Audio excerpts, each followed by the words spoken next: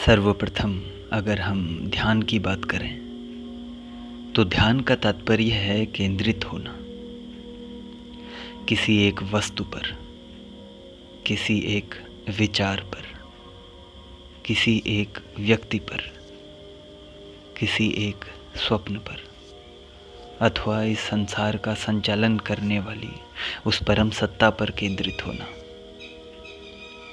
जिस प्रकार कई वर्षों बाद किसी पिता से उसका पुत्र मिलने हेतु अपने घर आने वाला है,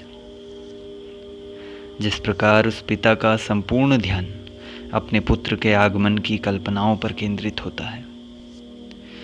अपने कार्यालय में बैठा वह पिता यही सोचता है कि कुछ अच्छे व्यंजन पका लिए जाएं जो उसके पुत्र को पसंद हैं। घर के कमरों को साफ सुथरा करवाया जाता है और घर में व्यवस्थित रूप से सजावट की जाती है। उस पिता का संपूर्ण केंद्र वह पुत्र ही हो जाता है। उस पिता को दफ्तर में कोई कार्य करना हो अथवा वाहन से यात्रा करनी हो या फिर किसी व्यक्ति से बातचीत हो रही हो, उसका वैचारिक केंद्र बिंदु तो वह पुत्र है। उस पिता का संपूर्ण ध्यान अपने पुत्र पर अथवा उससे जुड़ी हुई बातों पर स्थिर है। किसी बच्चे का उदाहरण ले लीजिए जिसका मन क्रीड़ा करने हेतु लालायित है। उस बच्चे का संपूर्ण ध्यान अपने मित्रों के मध्य क्रीड़ा स्थल पर केंद्रित है। भोजन करते समय, विद्यालय जाते समय, अध्याय पाठ करते समय अथवा किसी भी रुचिकर या अरुचिकर कार्य करते समय उस बच्चे का मन वहाँ विचरण करने लगता है जहाँ ध्यान केंद्रित है। कर्मयोगी अर्थात जो कर्म करने को वरीयता देते हैं, उनका ध्यान उनके कर्म में निहित होता है।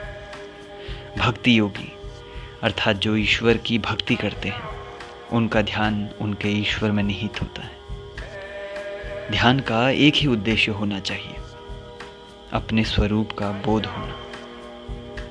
आप कुछ भी कार्य करें और आपका ध्यान आपकी सांसों पर केंद्रित हो जाए तो यही अवस्था उचित ध्यान कहलाती है।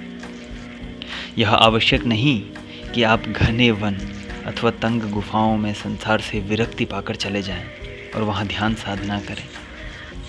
संसार के मध्य में रहकर समस्त कर्मों को करते हुए भी आप शांति और असीमित आनंद का अनुभव कर सकते हैं।